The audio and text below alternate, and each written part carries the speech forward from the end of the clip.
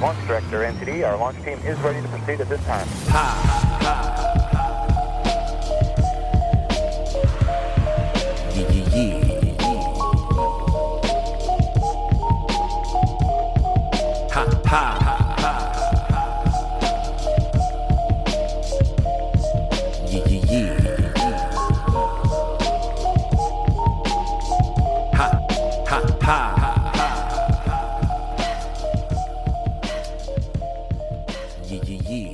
All right, let's get this show on the road, as they say.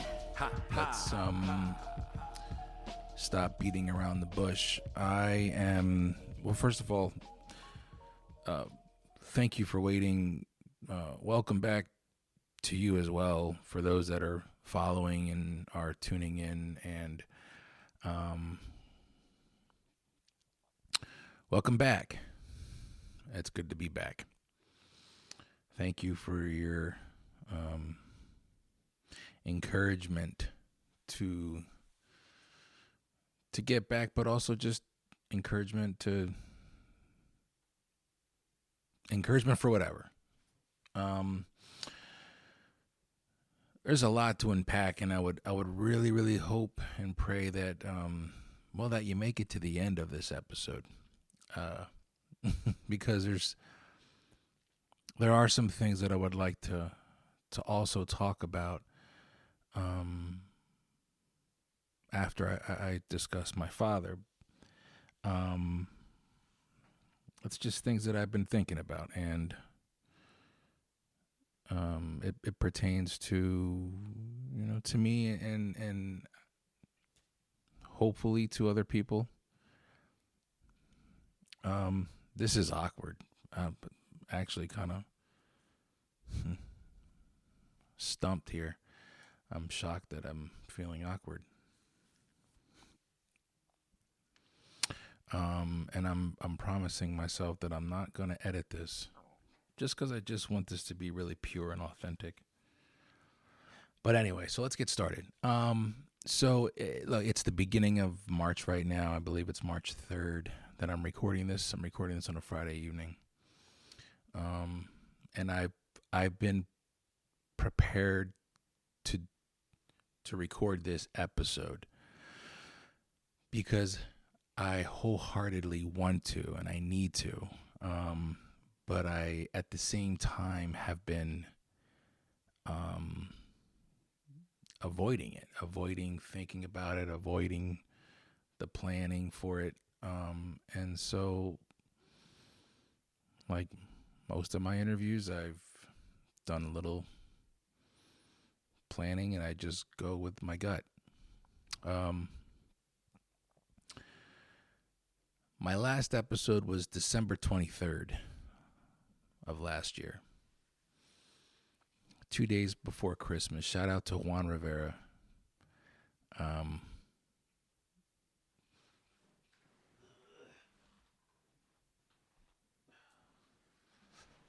Wow, I might want to edit this because I just almost fell off the fucking chair.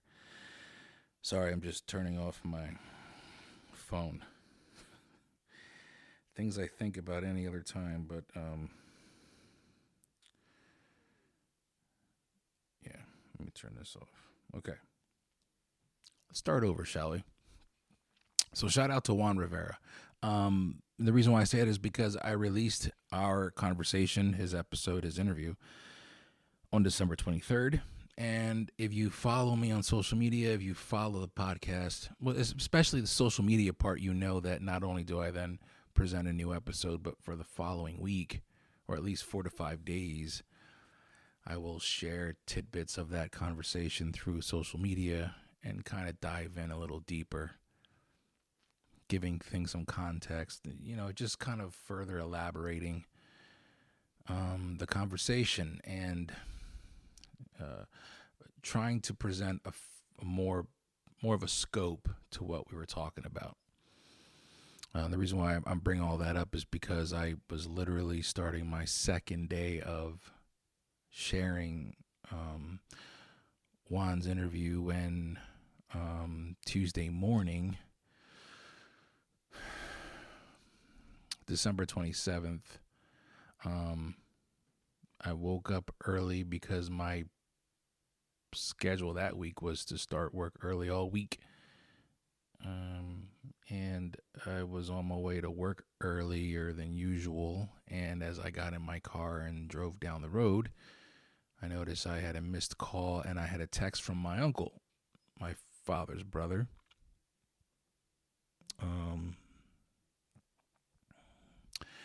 And the text said something like,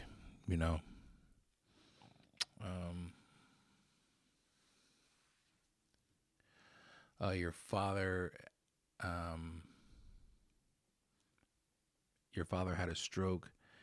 He's in critical condition. Give me a call or something like that, maybe.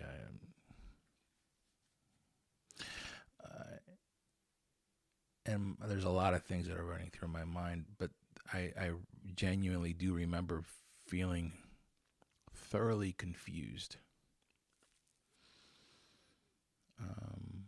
Confused like this is the Twilight Zone episode. Did I really wake up? Am I still sleeping? What, just off, just emotionless. And I remember I was driving down Church Street here in Landisville, and I didn't stop. I just kept going, and I remember feeling guilty because I wasn't stopping, but my body was just on autopilot.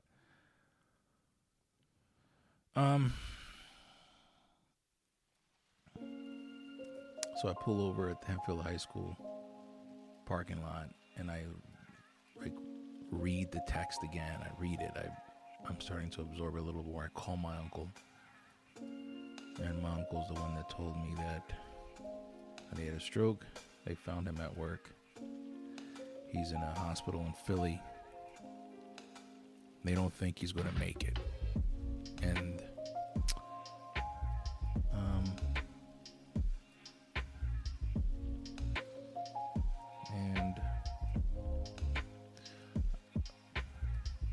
sorry, I'm apologizing because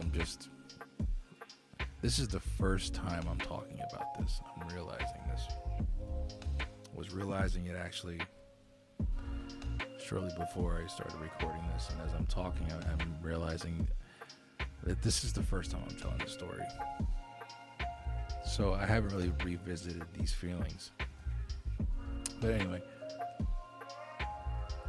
long story short, I get back home. I turn back around. I let work know I have an emergency. I can't come in.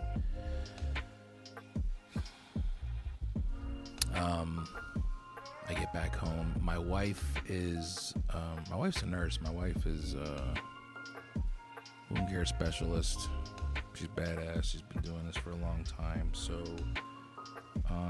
when she hears something like stroke, massive stroke,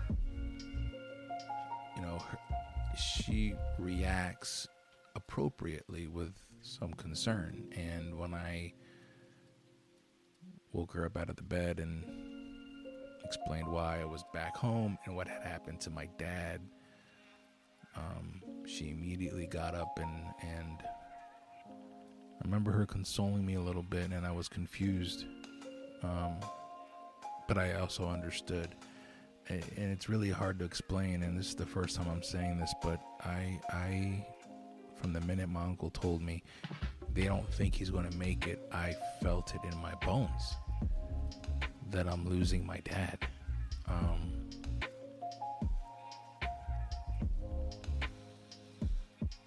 This is 7 a.m. now. I'm calling my sisters. I left a voicemail for my sister Emmy. Called my sister Veronica. I couldn't leave her voicemail because her voicemail was full. So I call her husband, my brother-in-law Dave, and I told him, and he told my sister. So at this point now, my wife and I are getting ready to pick up my dad's wife and then head to Philly, where he's at.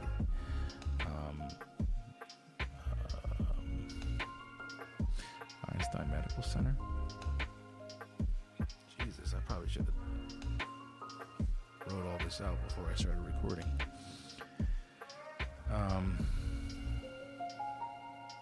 I'm really gonna look this up. Is that where he was at? I can't even remember. Yeah, Einstein Medical Center in Philly. Wasn't really crazy about that place, but anyway.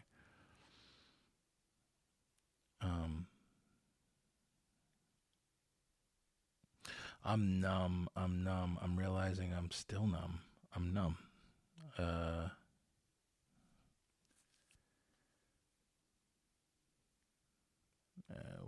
We get to Philly, and we get into the medical center, and we go to the emergency room where they have him. And they have him in the, this like made up room that's covered by a curtain. You just walk down the hallway and there's, like stalls off to the side covered by curtains. And he's in there. And that's where I saw my dad. I saw my dad laying there, like he was sleeping. And he had a tube in his mouth. It was the first time I saw my dad in 3 years. And I walked in with his wife, and I held his hand, and there was, an IV in his hand, and I touched his face, and I just felt like that he would wake up and look at me and be grouchy because I woke him up, because this is what my dad did.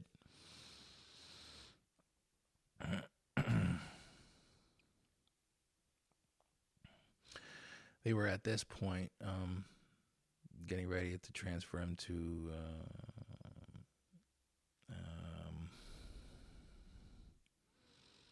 ICU.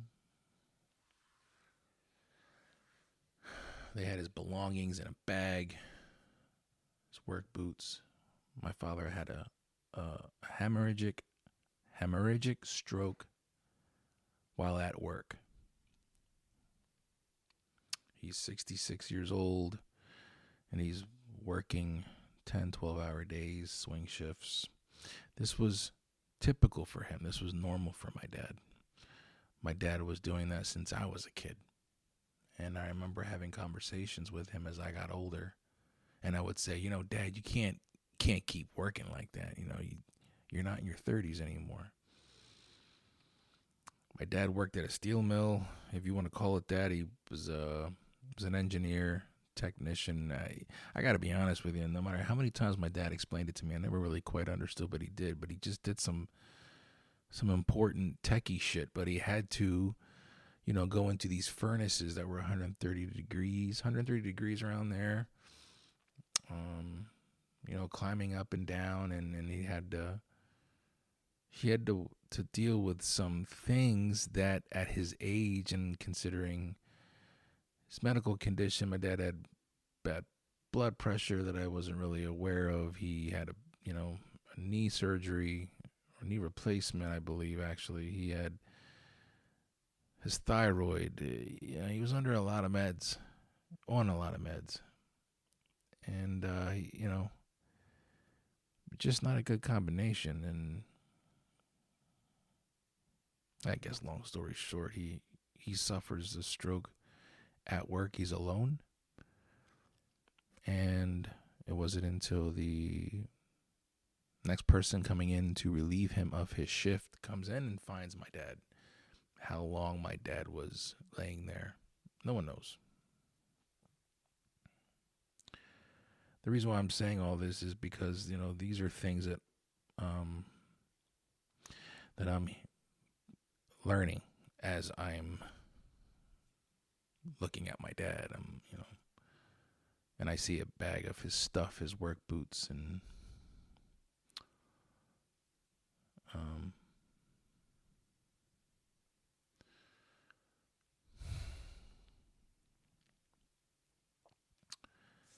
from the very beginning, it didn't look good for my father. And I think from the very beginning, once I was in there and I was getting an idea of what was going on, and then hearing about what he was succumbed to, that makes sense, what he had dealt with in the the leaking of blood in his brain, causing a lot of damage. It was hard for me to hear all that and look at my dad and be like, damn, it's the first time I'm seeing you in 3 years. And I just kept apologizing. I'm sorry.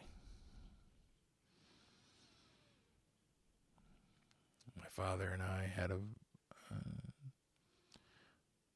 just an odd relationship.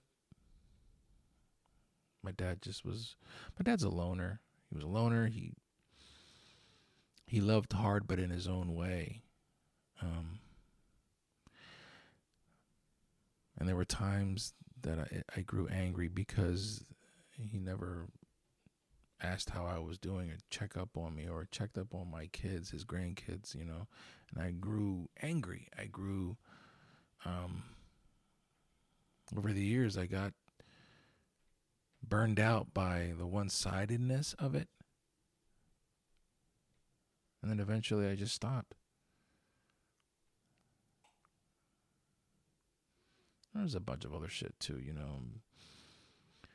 My dad he was a deep thinker, and he believed and thought his way. And some of those beliefs did not coincide with mine. And I think there were times where Dad really stuck to his guns, and if it meant that we didn't talk, we didn't talk. And then I feel like I in turn did the same thing. And it wasn't the right thing, but you couldn't have convinced me of that if my father was still alive. I was only able to see that after my father died, which is fucking horrible. Excuse the language.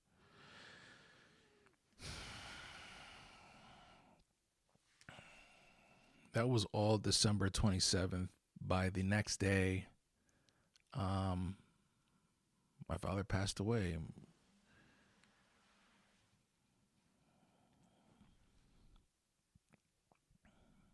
There was no hope. You could talk to him and he just laid there. And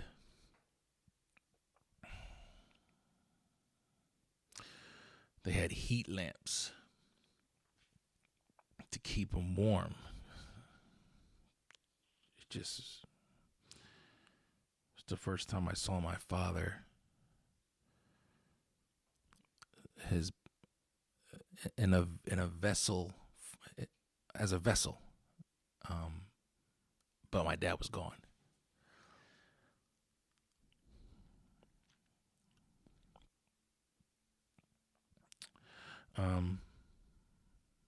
At this time, it's myself and my sister Veronica,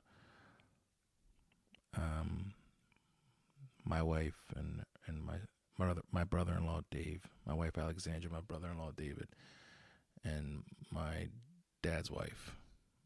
My sister Emmy was, frantically trying to figure out how to get from Texas, because she's in Texas. And so at this time, the flights are what was going on at that time with flights.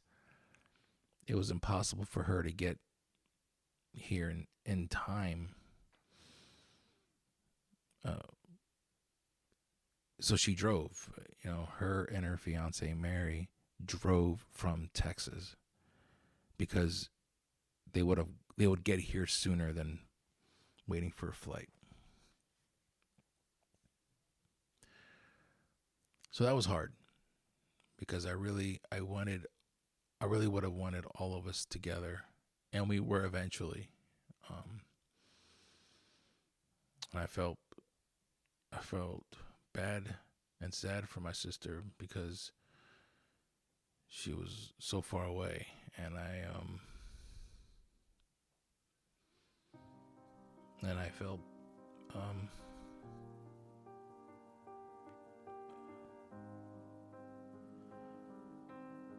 sad for my sister who's with me, because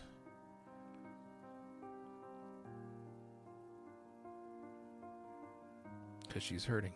And my sisters are hurting.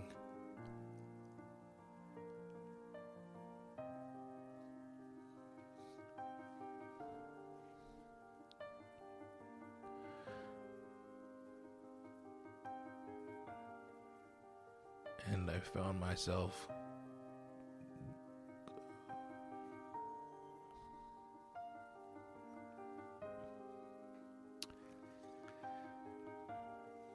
going into autopilot often, and it scared me how quickly I could do it. But I just chalked it up to that was just the way the body was dealing with the shock value of everything.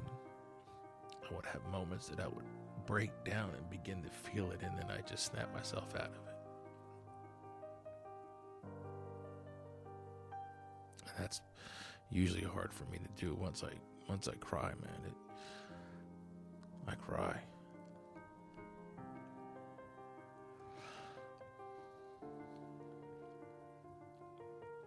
But we made a decision that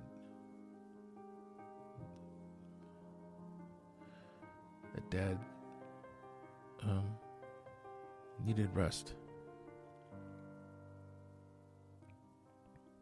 The decision didn't come easily, but we were able to agree finally.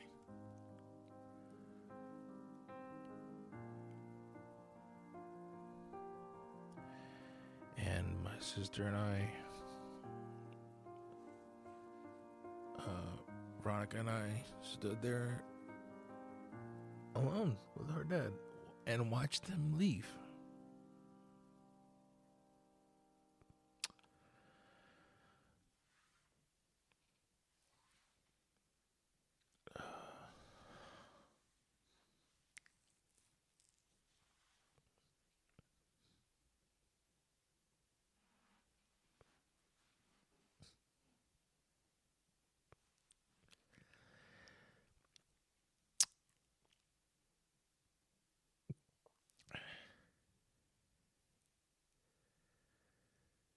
And I remember just holding her and hearing her just say, "Bye, Daddy, bye, Daddy, bye, Daddy," over and over again.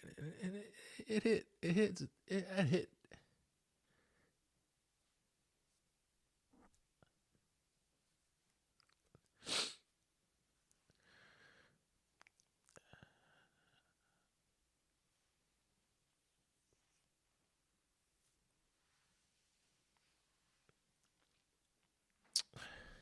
You hear often about the belief that when you die, your life flashes before your eyes, but you never hear about when you're watching someone pass, how your life with that person flashes before your eyes. And that's what happened to me. I can remember everything. All of a sudden, I was just remembering things.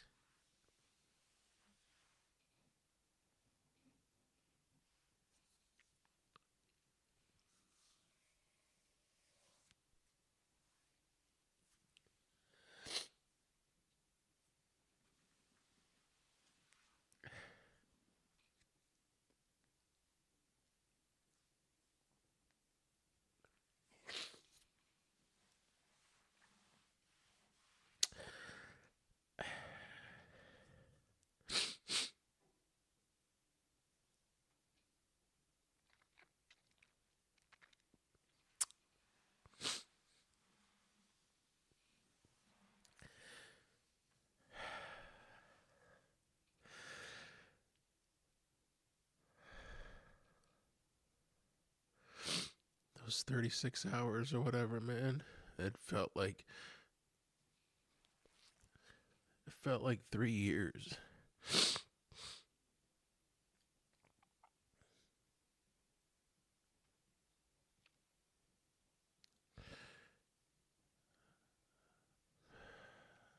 watched him leave.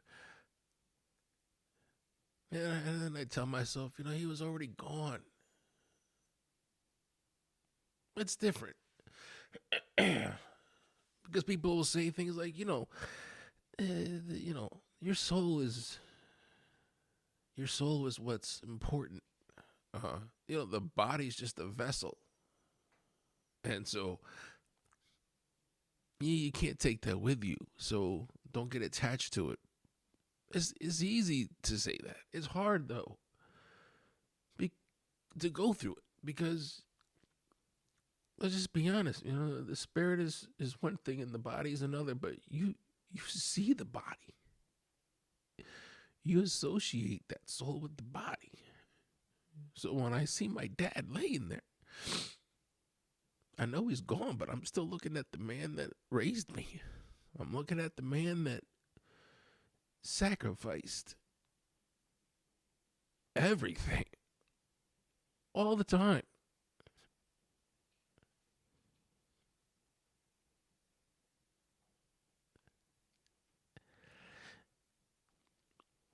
And it's hard to just say,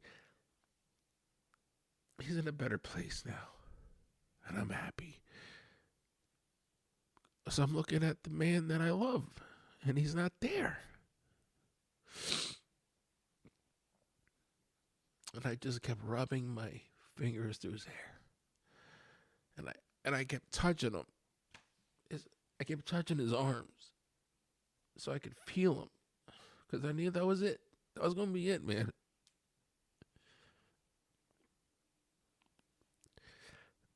I just kept touching him and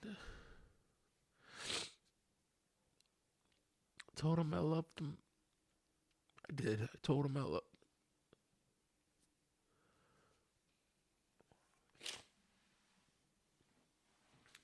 I told him I was sorry. And I told him that I forgave him.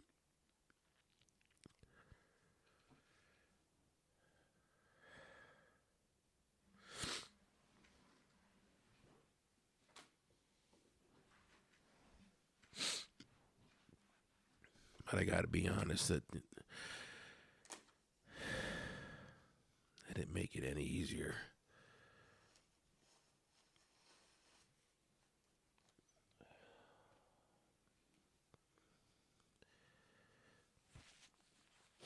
Excuse me.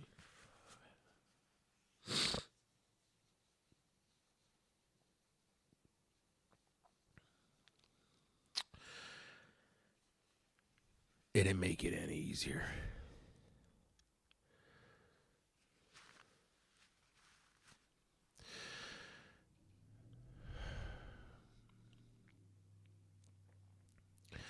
My dad died December 28th, and he was buried a week later.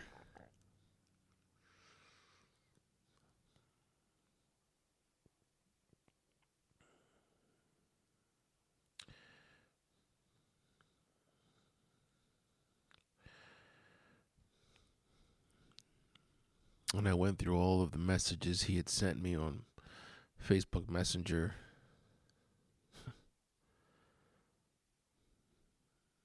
And now they just mean something different now. My dad was never really a conversationalist. All we would get were memes or e-cards for our birthday. And I remember being like, man, all I want is just you to come over and hang out. And now I look at what he did send me, and I'm like, man, why couldn't I just appreciate it then? Why didn't I just... And I get it. I know where I was at. But it's a shame that it had to be his death to just make me not be so angry, I guess.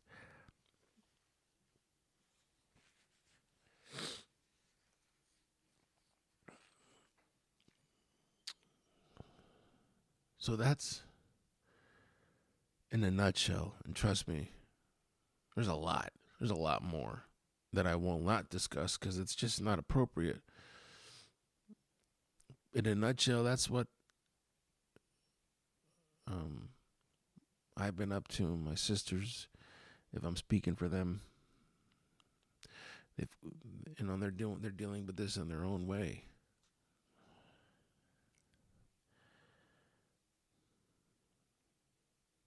So I wanted to discuss also that I wanted to discuss how important it was for me to share this, because I needed to. And I couldn't just jump back into the podcast and not acknowledge this hole in me.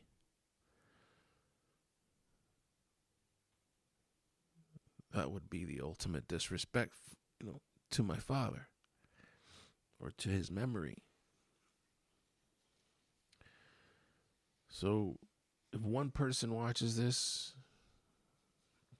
I'm just as happy. I don't really care about the stats. It's just about sharing it so that one day my great-great-grandchildren will look back, hopefully, if they think I'm cool enough. And they'll go, oh, look, there's Abuelo. And this is when he lost his dad. And he's hurting.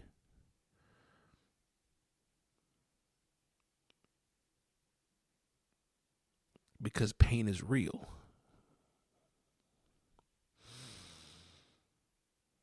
And we can't mask pain. We can't pretend it's not there.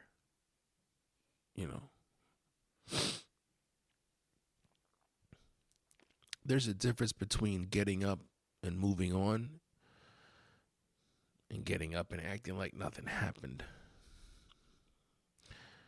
Something happened, but we got to push on. And I'm trying to find that balance of pushing on and consistently honoring my father, remembering him, trying not to get lost in the shuffle, trying not to free fall. Like sometimes I feel like I'm free falling. I cannot tell you the amount of support that I received from family and friends and even acquaintances, people that I've met a couple times and, through the podcast, and they've gone through the same thing. And I'm not going to mention names because I'm not trying to, that's not the point. I'm not going to name drop and that's not the point. The point is that just on some like humanitarian shit, it was so beautiful to get love like that, and just people just reaching out and giving their advice, offering their advice, because they've been through it. Everybody's experience is different. Even if it's the same circumstances, it's different. But I'll always appreciate that love because it really did mean a lot. It did. I'm so grateful.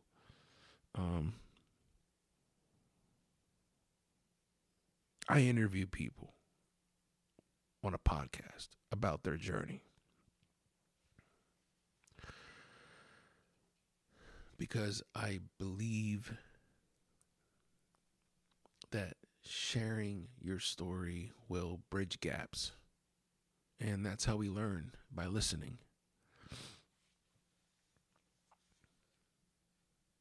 And so I always said I will always share my journey also. And I had to do this. This is a big part of my life. And my life is different forever. And my wife has been the ultimate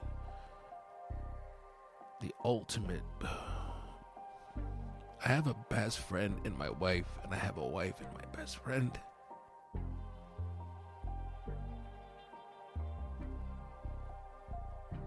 And she she was always there that entire time. Just never made me feel like I was a burden, and just she really, really took control of things.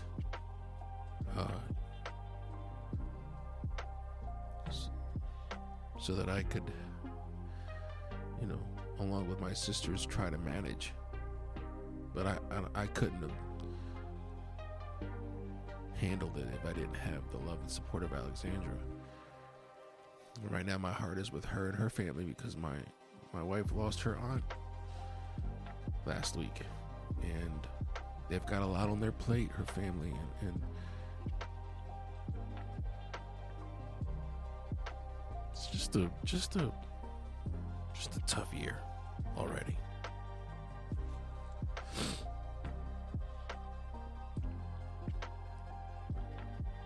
But you know what?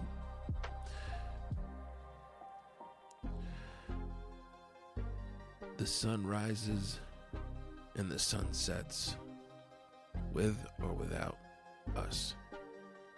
With or without us. And I have to be present for my life, for my children.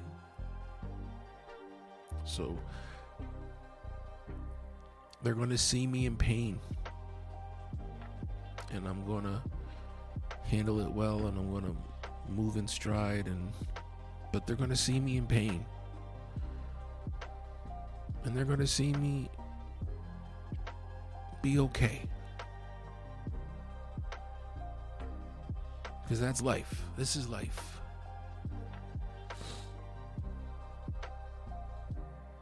And the shoulda, woulda, couldas, and the 2020 hindsight, and the regrets, and that's life too. But I'm moving closer day by day by understanding that, my father wasn't just a father, he was a man. My father was just a man who had his flaws, who had demons that I still don't know. I just know that he was dealing with things. And I wish I would have been more in tune, that I could have reached him maybe and made him more comfortable to talk to me. But it is what it is. What are you going to do? You don't know these things until it's too late. So I think about my dad every day, every day, every day. Every day. And I try to do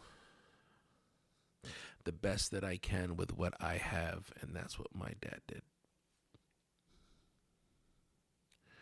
And so that's why I'm sharing this also, so that you're doing the best you can with what you have. But if there's somebody in your life that you haven't talked to in a while that means something to you, is there something going on that's holding you back from bridging that gap? Just give yourself the 5 minutes that you have and use them, because I wish I had those 5 minutes right now. I wish I had him right here, just so I could hug him and tell him, man, I fucking love you. I love you, and I'm sorry. You're my idol. Because my dad was my idol. My dad was stoic. My dad he didn't talk about his feelings, and he didn't really get into that shit, and he didn't really convey himself where you understood him. It was tricky with my dad. My dad spoke in code. If you know him, you know what I'm talking about. But me, my sisters, we knew. And I wish I could just hold him and tell him, And I love him. I mean it. I would always kiss him and tell him I love him, but I wish I would have shook him and forced him to hear me, because my dad always got uncomfortable when it came to saying I love you or hearing it. Anyway. Wow, I don't even know if this episode is, I don't know.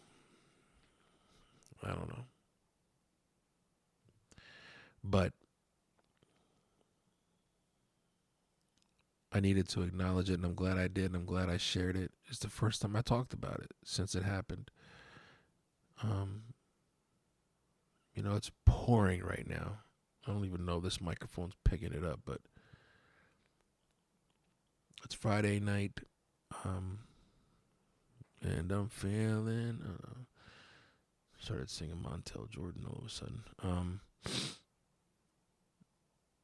No, it's Friday night, it's raining, it's life is hard, life is challenging, but life is good. And so I'm blessed.